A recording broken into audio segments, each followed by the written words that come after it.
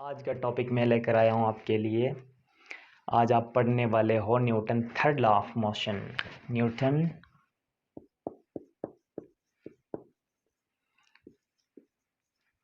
Third law, ये आपका topic रहेगा। इस पे हम बात करेंगे, इसका करेंगे ऑपरेशन ऑफ मोशन।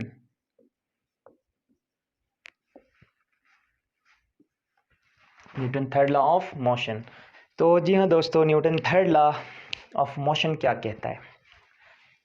बच्चे बच्चे को इसकी डिफिनीशन याद है, किसी से पूछो डिफिनीशन तो वो बताएगा action and reaction are equal in magnitude but opposite in direction. वाह वाह वाह वाह, सारे ये बताएंगे, सबको ये याद है, लेकिन पता तो चले कि ये है क्या असल में। आज हम सारा कुछ आपको बताएंगे। तो प्यारे दोस्तों, इसकी जो डिफिनीशन है उसी से काम स्टार्ट लेते हैं आज का। एक्शन एंड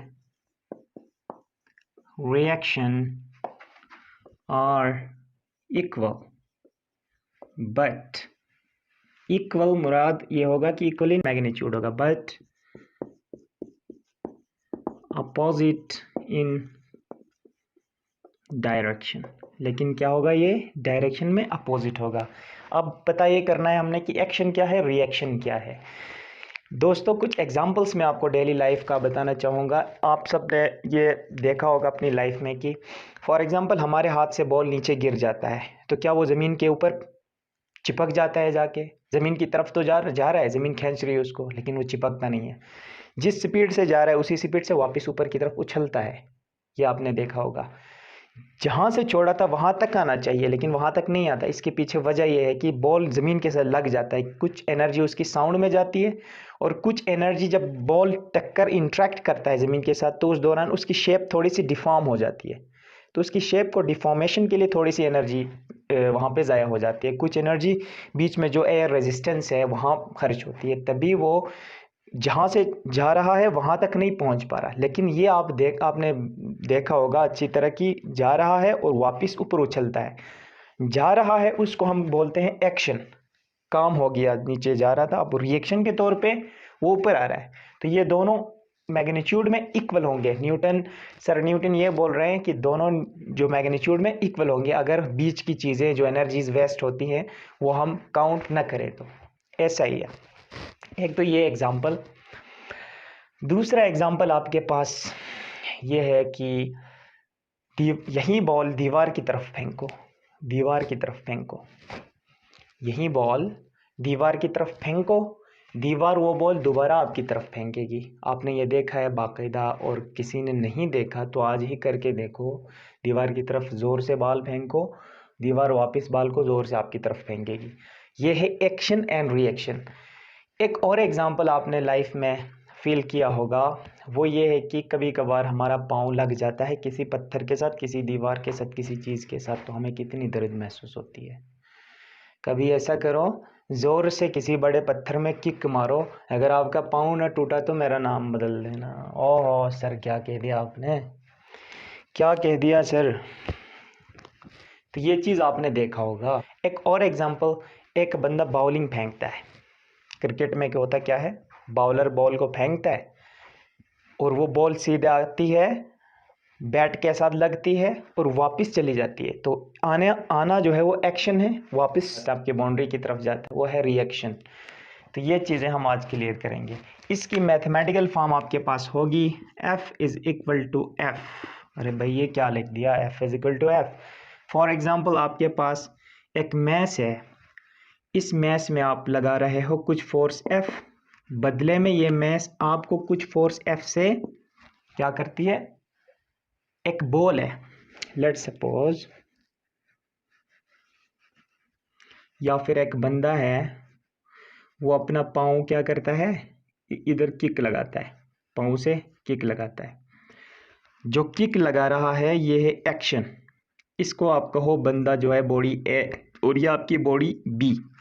ए जो है वो बी पे क्या लगा रही है, फोर्स, उसको हम कहेंगे फोर्स ए लगा रही है बॉडी बी पे। वो इक्वल होगी, अब फोर्स जो बी लगा रही है बॉडी ए पे, बदले में ये इस पे फोर्स लगाएगी, इसके पाँव पे फोर्स लगेगा। तो उसको हम कहेंगे, जो बी ए पे लगा रही है, हम कहेंगे फोर्स जो बी है वो ए पे इक्वल लगा रही है। जितना इसने लगाया था इसके बराबर ये बी इस पे भी लगा रही है, लेकिन डायरेक्शन अपोजिट होगी, तो यहाँ माइनस का साइन लगाएंगे। फिजिक्स के अंदर जो माइनस का साइन होता है वो डायरेक्शन के लिए यूज़ होता है मोस्टली। तो यहाँ पे माइनस लगा, अपोजिट डायरेक्शन शो कर रहा है, और ये है वेक्टर क्वांटिटी। ये आपका न्यूटन थर्ड लॉ का क्या है, मैथमेटिकल फॉर्म। चलो आइए मिटाते हैं, एक छोटा सा एग्जाम्पल लेते हैं ताकि आपको पूरा टॉपिक क्लियर हो जाए। तो आपका टॉपिक है ही छोटा सा, यही बॉल वाला, यही जो मैथ्स वाला एग्जांपल लेते हैं। एक मैथ्स था आपके पास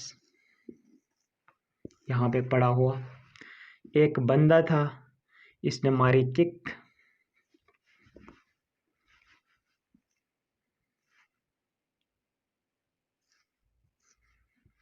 इसने पाँव से मारी किक,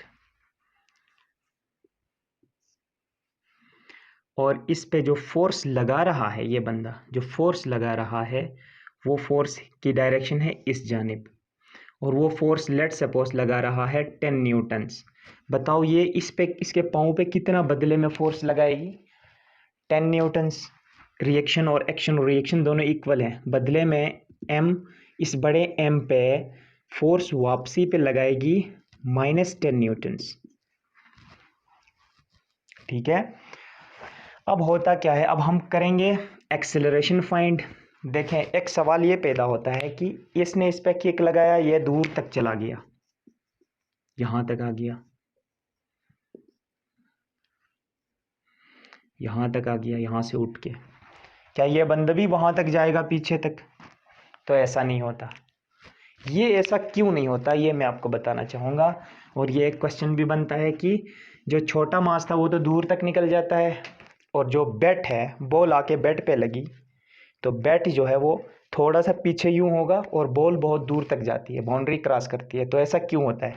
अगर एक्शन और रिएक्शन सेम है तो बैट को भी तो अगली बाउंड्री पे जानी चाहिए, तो ऐसा नहीं होता। इसकी वजह क्या है? इसकी वजह है Newton second law. Newton second law क्या कहता है? F is equal to M A.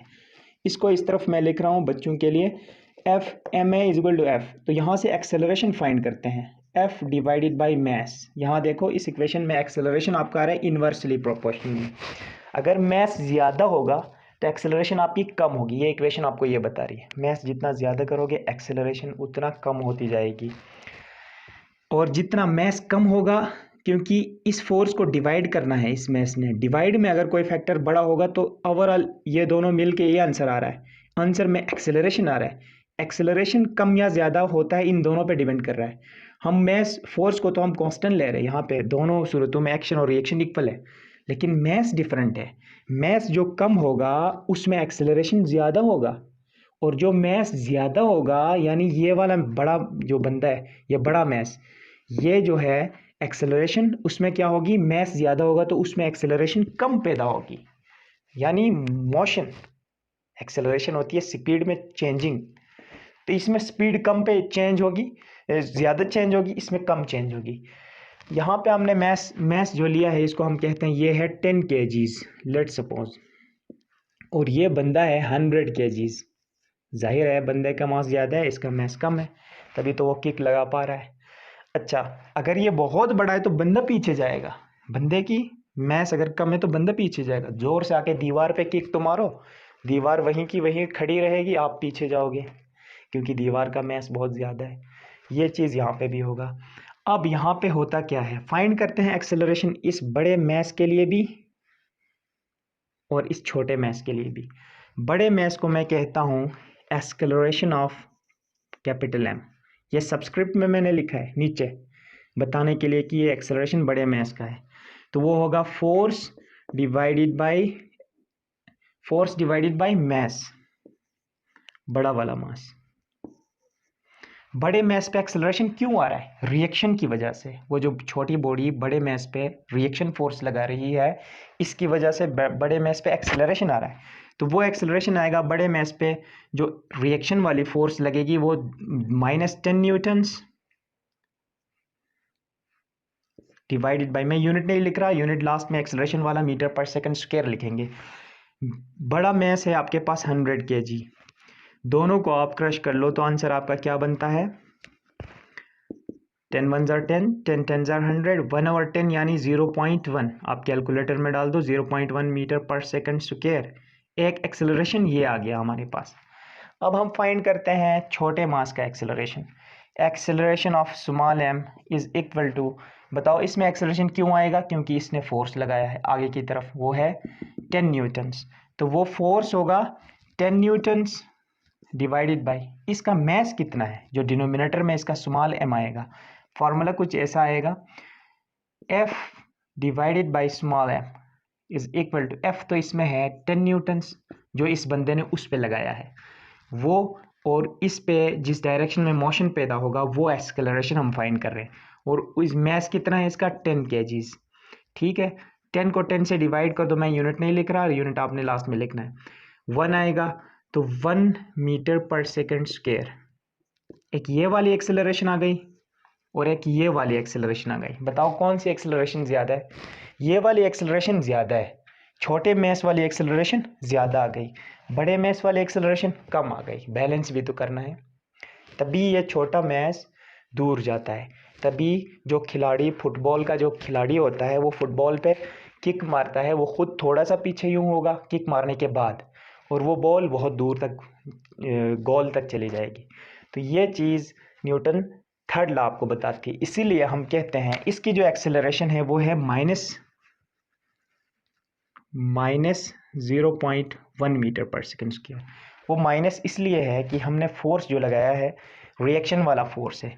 Action और रिएक्शन इक्वल होगा, अपोजिट इन डायरेक्शन होगा। हमने जो लिखा था, फोर्स ए जो है वो बी पे लगा रहा है, वो बराबर है फोर्स जो बी जो है वो ए पे अपोजिट में रिएक्शन के तौर पे लगाएगा, लेकिन डायरेक्शन उसकी अपोजिट होगी। तो जब डायरेक्शन अपोजिट होगी तो एक्सेलरेशन भी अपोजिट होगा। तो दोनों इसी तरह बैलेंस हो जाते हैं। ये था आपका Newton third law of motion, जो कि बहुत ही सिंपल था। आई होप कि आपको ये चीज़ क्लियर हो गई होगी। अगर ये चीज़ आपको क्लियर हुई है तो इसको आप नोट कर लीजिएगा। तो इसके बाद हम आगे अपने प्रॉब्लम्स की तरफ जाएंगे। तो आप लोगों का साथ रहा तो प्रॉब्लम्स बहुत अच्छे अंदाज में मैं आपको A to Z point two point आपको समझाएंगे, और आपको ये फिज़िक्स बहुत ही ईजी होने वाली है। तो तब तक दीजिएगा इजाज़त, अपना ख्याल रखिएगा, बाय बाय।